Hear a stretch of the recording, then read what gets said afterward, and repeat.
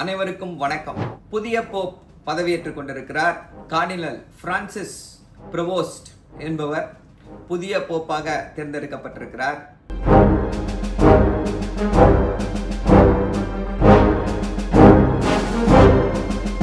இவர் 133 கார்டினல்கள் சேர்ந்து இவரை தேர்ந்தெடுத்திருக்கிறார்கள். 2 நாள் தான் அந்த கான்க்ளேவ் நடந்துச்சு.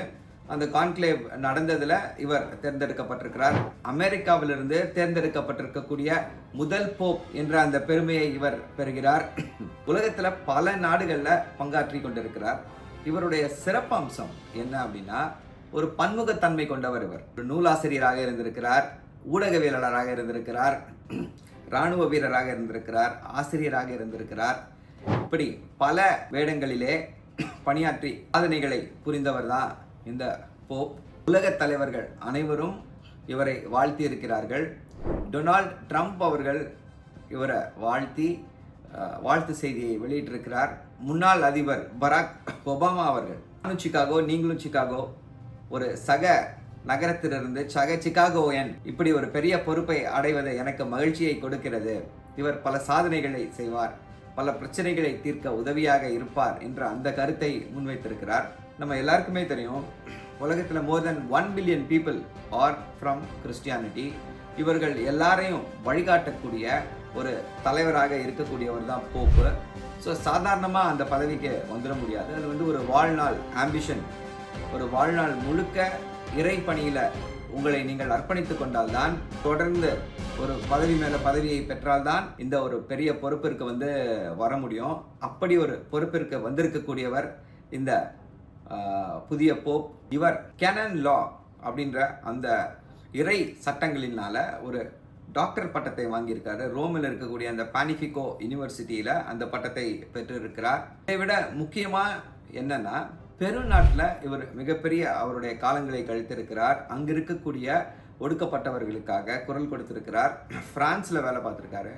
இப்படி உலகம் முழுக்க இவர் சென்று வந்திருக்கிறார். தமிழ்நாட்டுக்கு வந்திருக்கார், தெரியுமா உங்களுக்கு?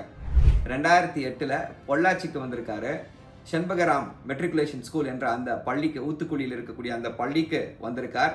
அதன் முன்னால் அவர் இருந்த அந்த போட்டோ இன்னைக்கு எல்லா இடத்துலையும் வைரலாக போயிட்டு இருக்கு. ஸோ இங்கே இருக்கக்கூடிய திருச்சபையில் இருக்கக்கூடியவர்கள் அவரை வரவழைத்திருக்கிறார்கள். அப்படி ஒரு பெருமை இருக்கிறது. உலக தலைவர்கள் எல்லோரும் ஒரு அறிவுரை கேட்கக்கூடிய பதவி. அவர் சொன்னால் அதில் ஏதோ ஒரு நியாயம் இருக்கும், ஒரு நல்லது நடக்கும் என்ற நம்பிக்கையில் உலகம் முழுக்க இருக்கக்கூடிய தலைவர்கள், கிறிஸ்தவர்கள் கண்டிப்பாக அவர் சொல்வதை வேத வாக்காக ஏற்றுக்கொள்வார்கள். மற்ற தலைவர்களும் அவர் சொல்வதை உற்று கேட்பார்கள். அப்படிப்பட்ட ஒரு மிகப்பெரிய ஒரு உயரிய பொறுப்பு. வாட்டிகன் சிட்டி என்ற அந்த ஒரு நாட்டிற்கு, ஒரு சின்ன நாடு தான் என்னாலும் அந்த நாட்டிற்கு தலைவர் போப். அவர் தேர்ந்தெடுக்கப்பட்டிருக்கிறார்.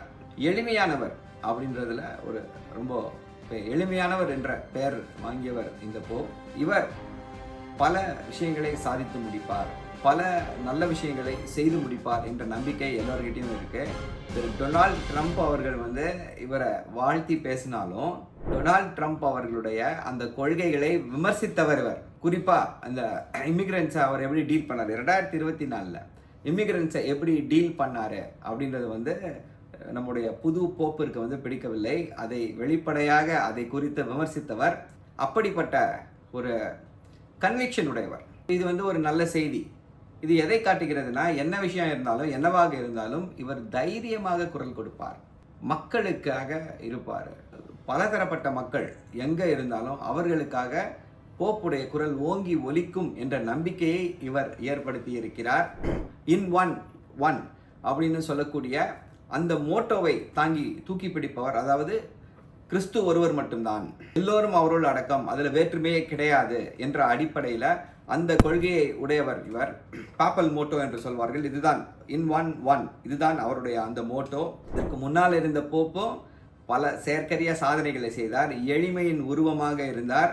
அந்த ஆடம்பரங்களை தவிர்த்து, மாளிகைகளை தவிர்த்து, சாதாரண ஒரு அபார்ட்மெண்ட்ல இருந்து எளியவர்களோடு உணவருந்தி மக்களுக்கு சேவை என்பதுதான் அந்த பாப்பல்சியோடைய முக்கியமான நோக்கம் அப்படின்றத நிறுவி காட்டினார். இவரும் அதே வழியிலே தொடர்வார். உலகம் இப்போ பார்த்தீங்க அப்படின்னா ஒரு முக்கியமான காலகட்டத்தில் இருக்கு. பெரிய ஒரு வாலட்டிலிட்டி இருக்குது. ஒரு 10 வருடங்களுக்கு முன்னால் கூட இப்படி ஒரு நிலையற்ற தன்மை இல்லை என்று சொல்லலாம். அப்படி ஒரு நிலையற்ற தன்மை இப்பொழுது நிலவி கொண்டிருக்கிறது. இதற்கு இவர் இதையெல்லாம் சரி செய்வதற்கு தகுந்த ஆலோசனைகளை வழங்குவார், ஸ்டாண்ட் எடுப்பார் என்ற அந்த ஒரு நம்பிக்கை இருக்கிறது. உலகம் முழுக்க இருக்கக்கூடிய கிறிஸ்தவர்கள் மகிழ்ச்சி வெள்ளத்திலே திளைத்துக் கொண்டிருக்கிறார்கள். அவர்களுடைய மகிழ்ச்சியிலே நாமும் பங்கு பெறுவோம். புதிதாக தேர்ந்தெடுக்கப்பட்டிருக்கக்கூடிய போப் லியோ 14க்கு நம்முடைய வாழ்த்துக்களை தெரிவித்து வணங்குகிறோம். நன்றி, வணக்கம்.